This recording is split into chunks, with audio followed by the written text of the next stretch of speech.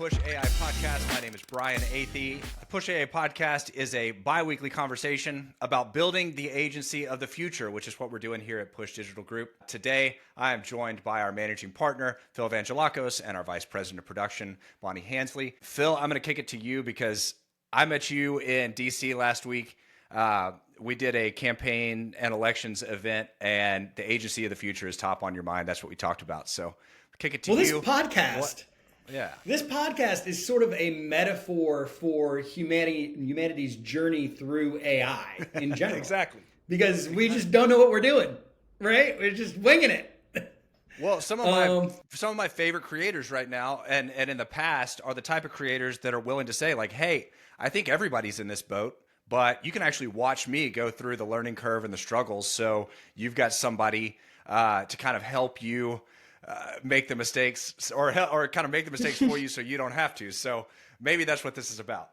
No, I think this week going to that creative conference, which is, is focused kind of on our niche industry of political consulting and public affairs, was super interesting for me because I realized, well, we're not the only folks going through the motions of trying to figure out how AI works and how to integrate it with our firm. It seems like everybody has taken notice that this is something they have to use. And we saw a couple of good examples, or they were okay examples actually, of the use of AI in creative.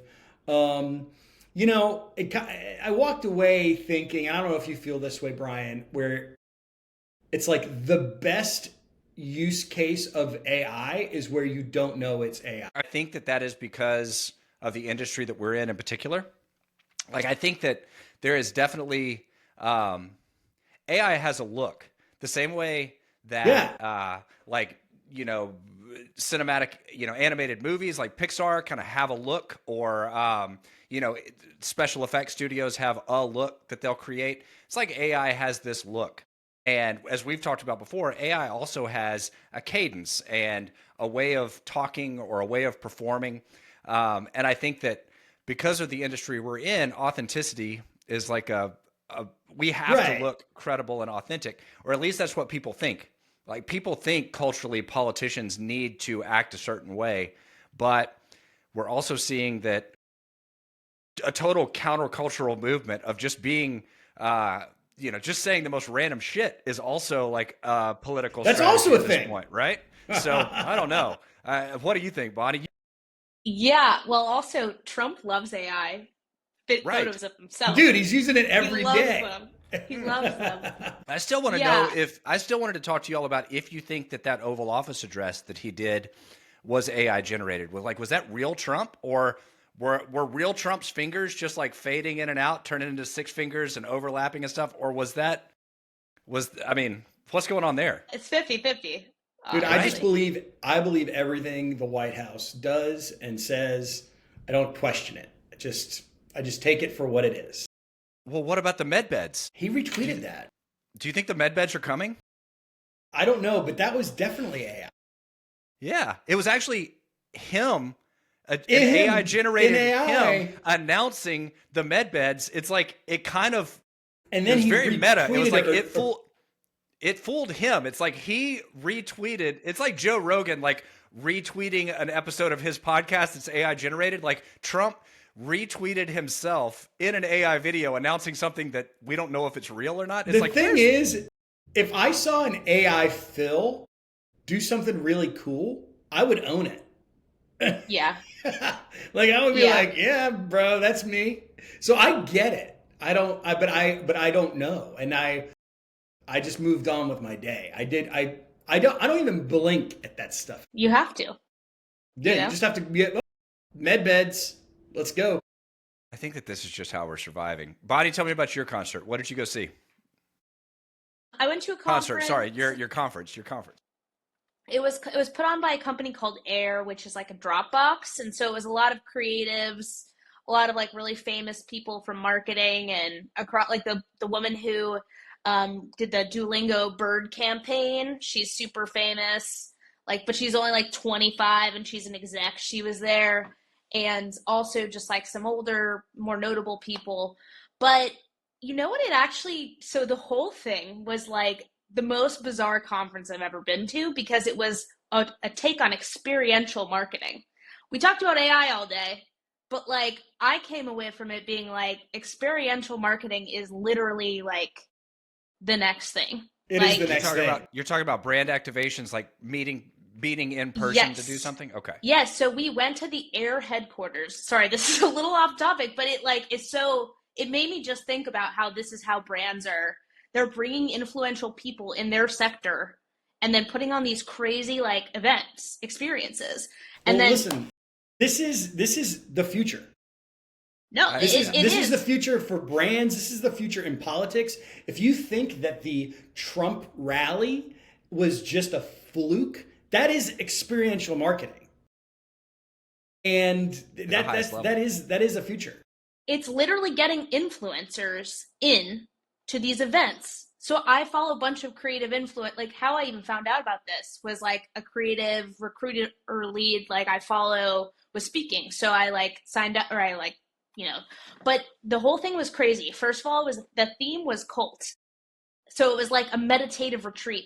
They passed out bathrobes when you went in and everyone was wearing bathrobes. And at lunch, they literally passed out Kool-Aid. They were like, "Are you going to drink the Kool-Aid?" They had an urn where you could put your sacrificial creative ideas in. And the whole theme was like, is creativity dead? Bonnie, this is It like an was official conference, or did you like? What did you stumble into? You joined a cult. Yeah, you. I will admit I left early at 3:30 p.m.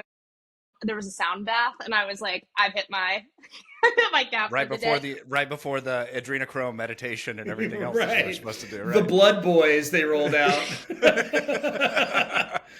No, but Wild. it was crazy because it was like they basically were like, we're gonna bring a yoga retreat to the downtown Manhattan, and all these like cool, trendy influencers are gonna come make TikToks, and then they're all gonna want to use Air because it's like the new like creative Dropbox for project management for like creatives. Like it's like the top of the line, and Are we using you it, know, or is it coming to push?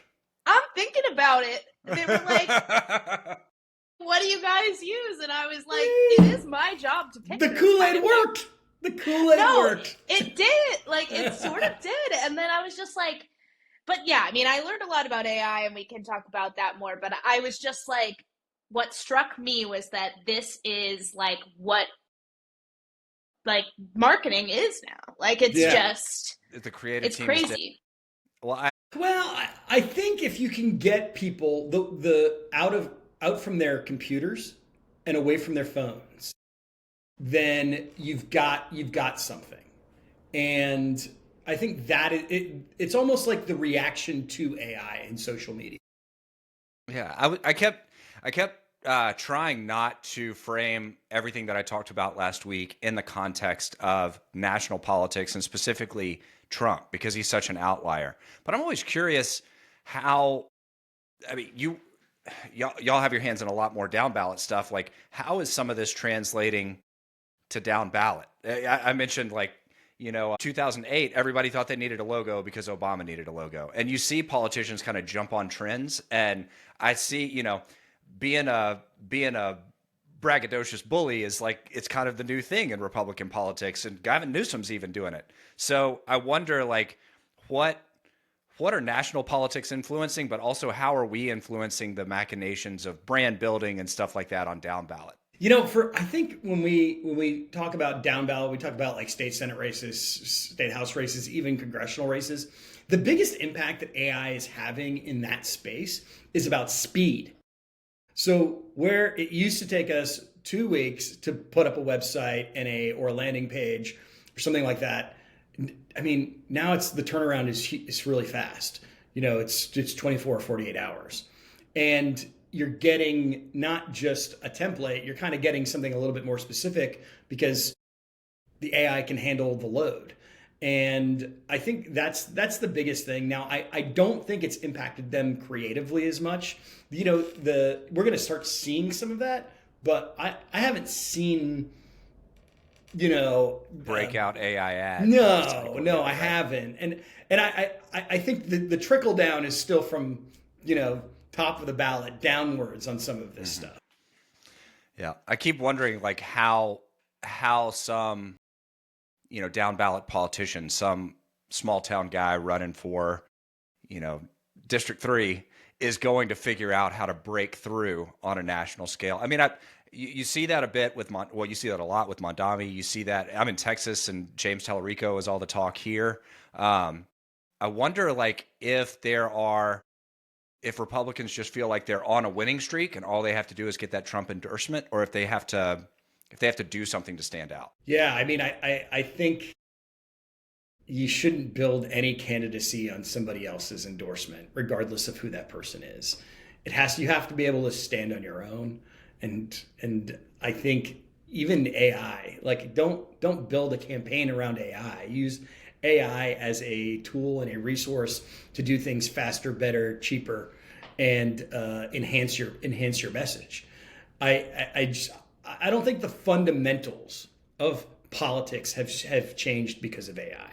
I think how we do things within the fundamentals has changed. I think that's smart. That's a smart takeaway, and it's also one of those things I wanted to chat with y'all about. Two things that came out last week.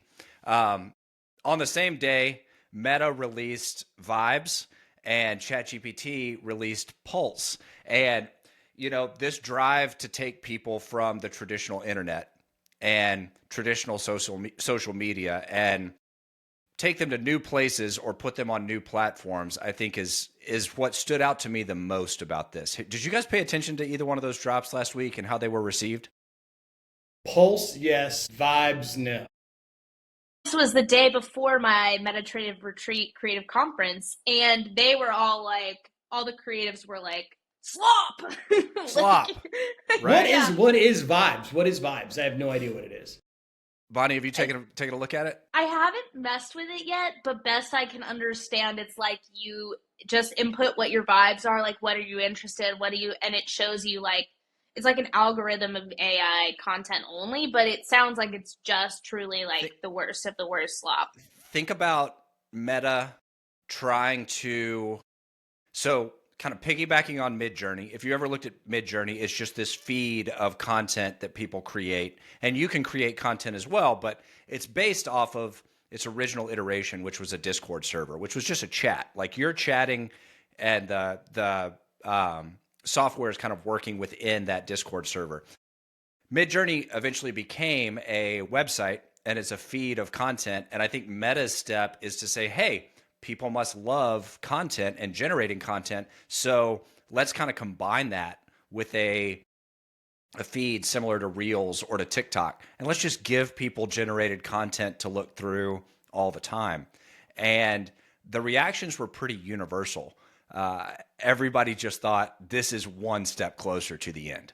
Like everybody was just like, there are things that you're not supposed to do and not supposed to build, but let's do like a feed of highly addictive artificial content for like kids to get absorbed into. That's how this was universally panned. It's like it's either the way Meta does things a lot, it seems very short-sighted, and then in like 2 or 3 years you realize like how it was a big ad or data play. But for right now, it seems like the most poisonous product, at least in terms of reactions, that could be introduced to the public. It does seem like AI offers an endless opportunity for the tasteless. Yes. You know what I'm, yes. You know what I'm saying? Yes. Like it really is allowing anybody who has any sort of brain fart to create whatever that brain fart is. And I noticed this in my my YouTube algorithm. I have a very unique taste of videos that I watch. Don't get specific. And they're super disparate topics. Yeah. You know, like I like house music, I like watches, I like UFOs and conspiracy theories. Right. I like bro podcasts.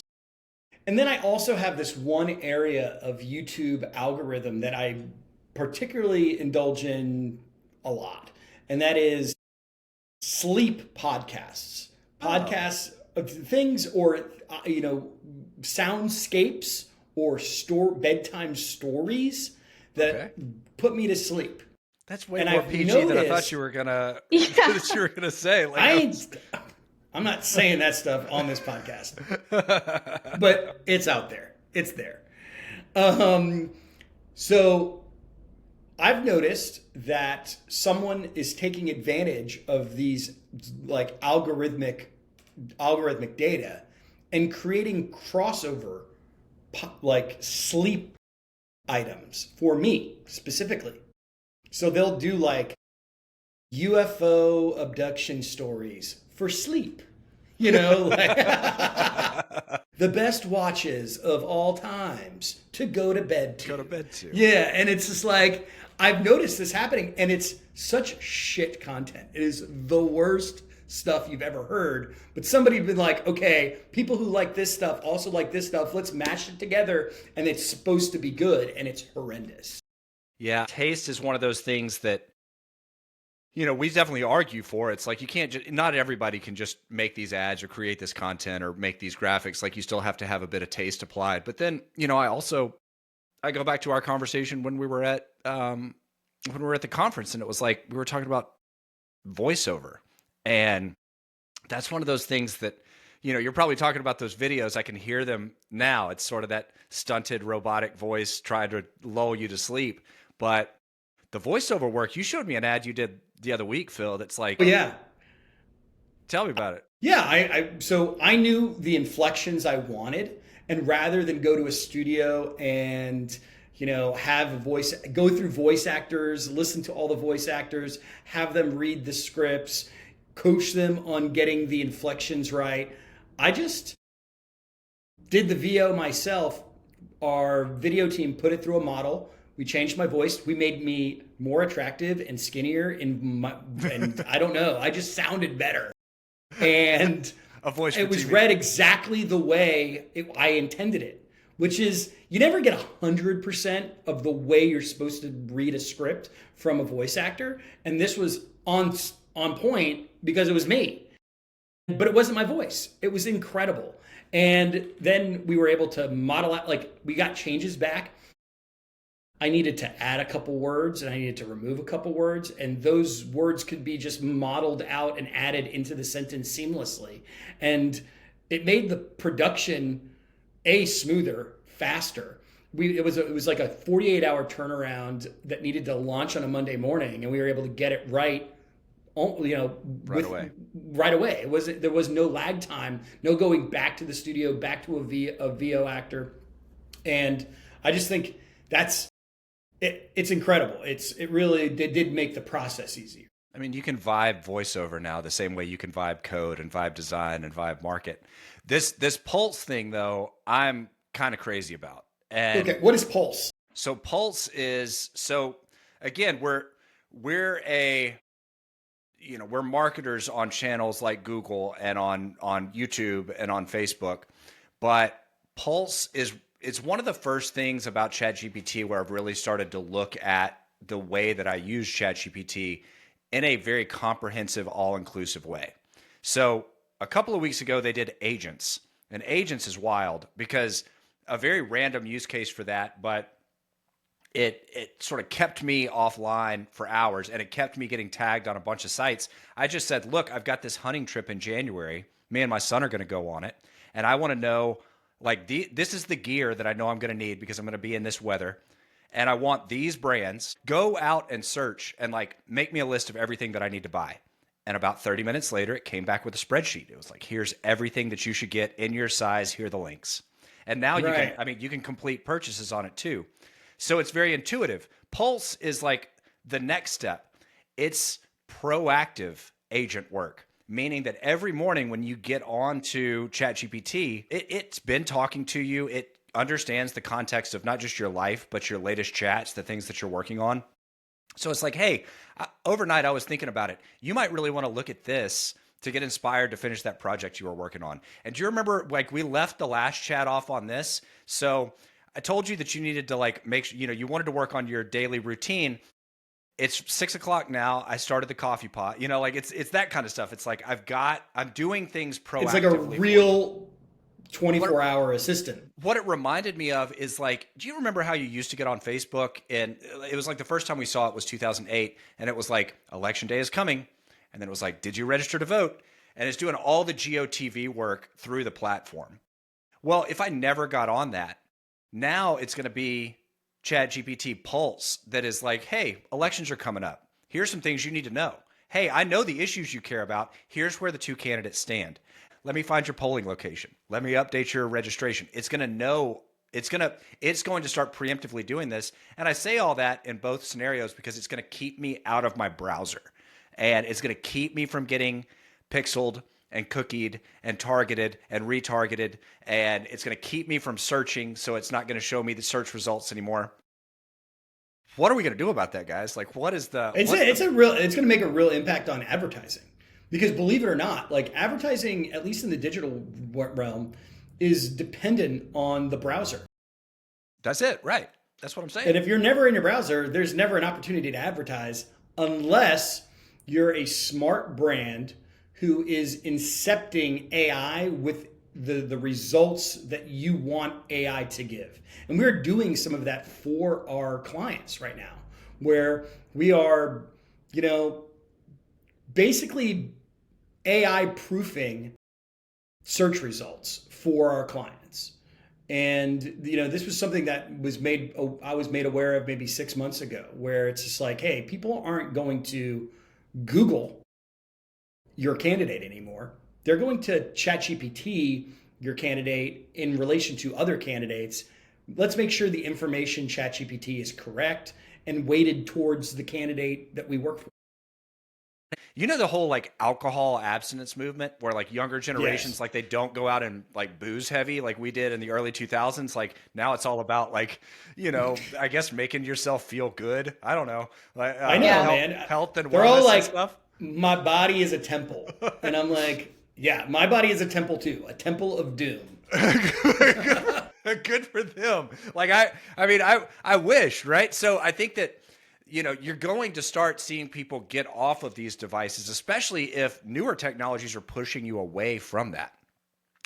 So it was weird to see Meta come out, who is sort of this, at the same time, lagging with their Facebook stuff and trying to catch up with Reels to TikTok, but also like being really advanced with their on-screen, the new glasses that have just come out that have the screen in the lenses so you can sort of see them.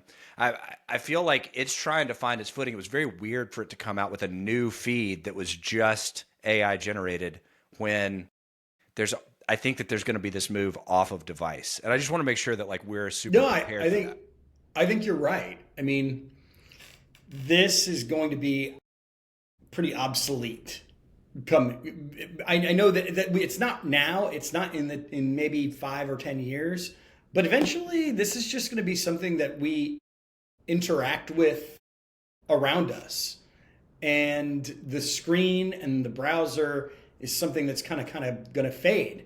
Now, what that does to the advertising industry, I don't know.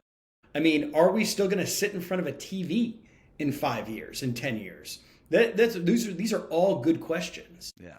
We will still be able to find you though, like with out of home stuff. And I was leaving DC, Bonnie. I was in the DCA airport and I looked up and all the screens were taken over with ads that we created. But I wanted to, without giving too much away about the client, I wanted to talk about the process of this work that we did earlier in the year where we generated. Wait, that stuff was us? You know what I'm talking about. I do know what you're talking Yes, about. So it was us. All those ads. I noticed those ads. So what I'm talking about are like we had this concept and the concept was about how can we make everyday items disappear similar to like the end of Infinity War where Thanos snaps his fingers and Spider-Man fades away, right? Everything sort of particulates away.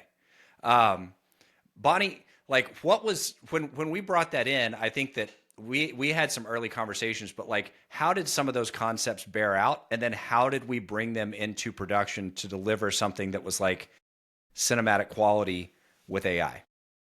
I feel like that was like our first full forte into making an ad set with AI. I mean, we still use certain traditional production things like the type. The designer still did the type.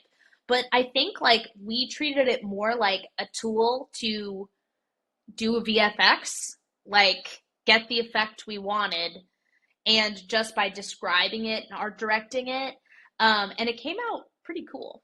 Came But out really cool. yeah, I I think it was mean, just like that I'm was blown it. away because I didn't know those ads were us. And so I'm blown away at a couple different levels. One, the AI production on it was seamless. It looked like it looked like movie studio quality stuff.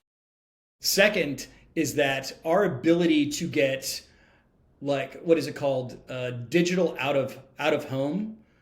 Like the public affairs war going on at Reagan International Airport is And in the insane. DC and in the DC Metro, like we forget about that because we're not always in DC, but so much happens on newspaper wraps I know. and And so, on digital yeah. screens in DC, digital I'm billboards. walking through it. I was like, man, we got to get in on this game. And sure enough, it was us. So that's really awesome. What was cool, and Bonnie, this is what I wanted to talk about. Like the client had some very specific art direction that got us excited, and we tried to replicate that through like traditional means, and it was going to be a tremendous lift. You got to remember that this is like public affairs budget. This is not Coca-Cola advertising budget. Yeah. So it was like, how are we going to like even the images that we were generating for the storyboards? There was this level of like, I hope they don't approve this one because this one's going to be fucking impossible to pull off. Yeah. That's what AI is doing that to clients. They're like, I'm going to need a dragon in this ad. And you're like, what the fuck? No joke. It's Yeah. like how do you make like a shopping cart full of groceries disappear, and like you have to get all the faces right. You know, you've got the shopper and you've got the clerk at checkout, or how do you make a family holding airline tickets disappear? Like how do you accomplish that when you are like working with a budget and a timeline that are not Hollywood levels? Well, we have to, and we talked about the last time we did this podcast. Phil was like, "We're not gonna AI our candidate getting on a tractor. We're gonna get Yeah. our candidate on a tractor, but we might AI our candidate on a spaceship." Basically, we have been using it for a couple different things. First, like for video shoots, we use it for storyboarding. So like that's awesome to make sure you get the shots where the crew gets the shots. Sometimes we can't just go to Arizona tomorrow, like our clients need us to. So it's just like translating our idea of what our outcome is to a crew that we are sourcing. Is like one way, which I've found to be like really successful and so different than like drawing. I mean, Brian, I know you and I both done our fair share of sketching little storyboards Catching out, storyboards, but yeah. the one other place that the video team is using it a lot is a lot of our clients, especially smaller clients, don't have good assets. They don't have lots of B-roll. They don't have the money to get lots of B-roll. We have to like be very careful about how we use their budget, and we want to advertise for them as much as possible. And so we might have a bad photo that the candidate's wife took on his phone. Well, we'll take that and we will turn it into a B-roll clip with AI. So it's a real photo of the event, but it's a usable asset in an ad that would otherwise look like a slideshow. It's another way to think about it is, a lot of these down ballot candidates don't have a shoot. They just have photos. They have a shoot that they did for their mail vendor. And they've got great shots of the candidate talking to a shop clerk owner on Main Street with a flag in the background, animating that photo using AI to create B-roll for an advertisement. I think is a great use of the assets we have, and it's creating, a down ballot candidate isn't going to have the budget for that stuff. That's it. So this is really helping them in ways they wouldn't be able to do otherwise. I want to talk about Notebook. Oh yeah, or Tell me about Google that. Notes at some No, point. tell me about that. Okay. I missed that totally. I had a wild experience where I was just fooling around with LLMs that weren't ChatGPT, and I was playing around with Google Notes with its Gemini integration. And they had, what makes this different is that it's the way it organizes information and the ways it synthesizes information and gives you options on information synthesis. So say you have an article, you can take that article and you can do a bunch of different things with Google Notes, and it allow you to basically like do a mind map, so a visualization of all of the information in that article. Very cool. The one thing that I thought was coolest, and especially for somebody who's constantly writing scripts, looking to grab an audience's attention, it had a feature called a studio. And so you take an article, you put it in, or a research document, or whatever it is, you're uploading it to the AI, and then you press studio mode, and it creates a podcast between two people of that article. And you're like, well, why would you need that? Why is that important? Well, it organizes the information by what's most entertaining to the audience. So it gives you a different perspective on the information you're reading. And for somebody who's writing scripts all the time, this was like mind-blowing, because I'm like, oh, it took this thing way down in this article and it put it right up front. And you'll actually see the dialogue between these AI characters that's like, oh, but that's not the only thing. This is the real interesting part. And they'll go, oh my gosh, I never knew that. And so having that dialogue allows you as a creator to get outside the box of the information that you've been asked to synthesize and go, you know what? Maybe this aspect of this thing is actually the most interesting. Most entertaining, yeah. Yeah. And for script writing, it was very helpful, even if I'm not directly utilizing it as a podcast. Phil, was it you that told me about the idea that was like, you will one day download an audiobook, but the audiobook will be able to come to life? Like you'll be able to generate a movie out of the audiobook to play while you're listening to it? I think that people aren't going to be writing books I think people are going to be writing books directly for AI visualization. Yeah. Like one day you will get a book and you'll feed that book into a AI generator that will create the movie in real time. And then you'll be able to like explore the world. I think that's also like maybe Vibes is going in that direction where it will tie into the metaverse and you can create this content. And once you explore it, you can actually go there. Like you could actually get lost, quote unquote, in a feed. You could venture into it. Imagine the tasteless slop that will be written. Yeah, but imagine the stuff that will also stand out. And I think okay. So again, I just wait for good segues, and this is it. So we were at this conference last week, and I won't name names. Actually, we met some great people there, but one of the there were a lot of morons. Let's just be honest. There were some idiots. I don't know how we lose business sometimes. I truly don't. So here's my take. So every panelist before they spoke was asked to feature some of their best work or one of their best work. Like and what I noticed, and I've noticed this for a long time, on the video side about how formulaic everything is. And no, I'm not talking about throwing dragons into the mix like we were talking about earlier, but like you can follow such a formula for an intro ad or a launch video or a positive ad or a negative ad. It's like there's sort of a formula, and the text on screen and the music, it's all the same. We watched the same ad. People were saying, this is my best work. And it looked just like the person next to them and just like the person next to them and just like the person next to them. And I was just thinking, Phil, like, okay, so if you have AI that can kind of help you pull out the nuggets of entertaining stuff, like why is there not a funny political ad? Like why is there not like a Bud Light political ad? You know, there's so many ads set, but political ads are always the same formula. Why not? Why not do something off the wall? It's part of the industry. Everyone takes themselves so seriously and they take their work so seriously that there's no room for anything lighthearted. I happen to take my job very seriously, but I don't take myself very seriously or my ideas very seriously. And so it allows you to be funny. I think these people are fucking stick in the muds. And for the most part, they're making stick in the mud ads. So there's a cultural aspect to that. Which is why you have to pay to get them to go viral versus actually like letting them be entertaining and go viral. I know. The other aspect is that people are lazy. right? So being funny is intellectually difficult. You actually have to put work and time and thought into what is funny. You have to brainstorm. You have to find, like you and I at lunch actually had really, truly deep laughs. Like we laughed. Pure laughs. Yeah, sure. Yes. People don't do that. People don't actually sit and talk because that takes time.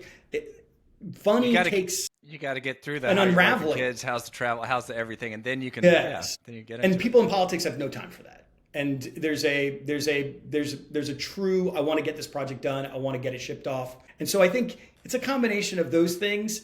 AI isn't going to make people more funny or more entertaining in any way.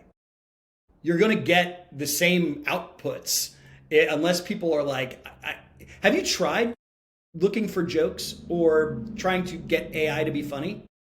It's bad at it. It's bad. It's not good at it. Yeah. Pretty bad, right? It's something that's a genuinely human quality.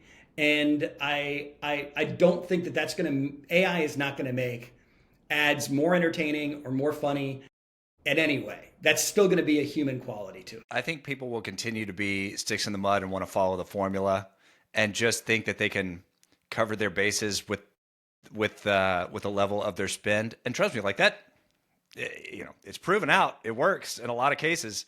But when clients are so concerned about ROI and capturing awareness and attention and building recognition and name for themselves and expanding their reach, it's just weird that they don't recognize that everybody is working on like this small spectrum of what you could do with advertising. And it leaves so much opportunity to take advantage of. And mark my words, I swear, like the boomers will come and go and they'll make their ads.